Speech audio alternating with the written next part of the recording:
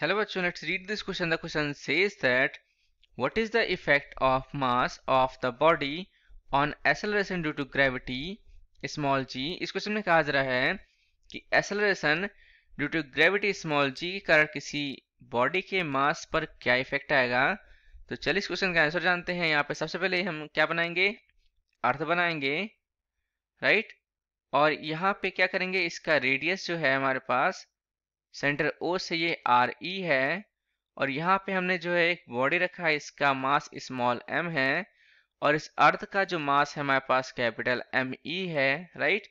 अब यहाँ पे आप देखोगे जो फोर्स एक्ट होगा, ग्रेविटेशन फोर्स, वो क्या हो जाएगा हमारे पास इस मास स्मॉल एम और अर्थ के मास स्मॉल एम ई में। यहाँ पे एफ इज इक्वल्स टू क्या आ जाएगा, G M E small M divide by R E square. यहाँ पे आप देखोगे कि कैपिटल जी क्या है, इसको हम लोग बोलते हैं यूनिवर्सल ग्रेविटेशनल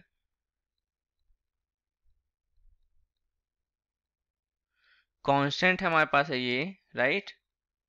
और इसकी वैल्यू कितनी होती है हमारे पास 6.67 मल्टीप्लाई 10⁻⁻11 न्यूटन मीटर स्क्वायर पर किलोग्राम स्क्वायर होता है इसका यूनिट।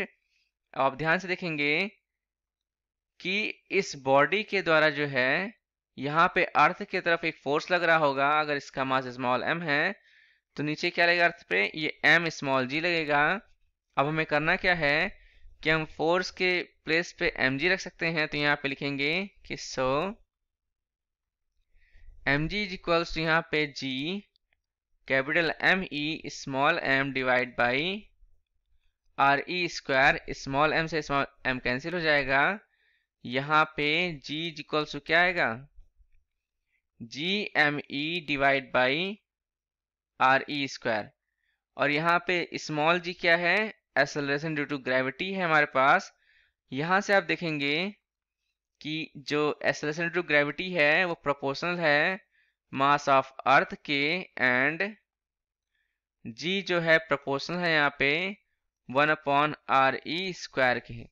तो यहाँ पे हम कंक्लूजन क्या निकालेंगे कि the mass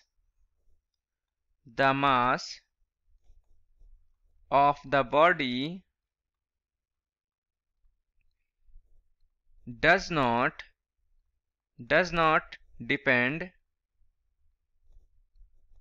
depends upon the acceleration due to gravity, right. Gravity यहाँ पे क्या स्मॉल g है, तो इस पे कोई इफेक्ट नहीं आता है, राइट। तो ये हमारा आंसर हो गया। So I hope you understood the solution. Thank you, all the best.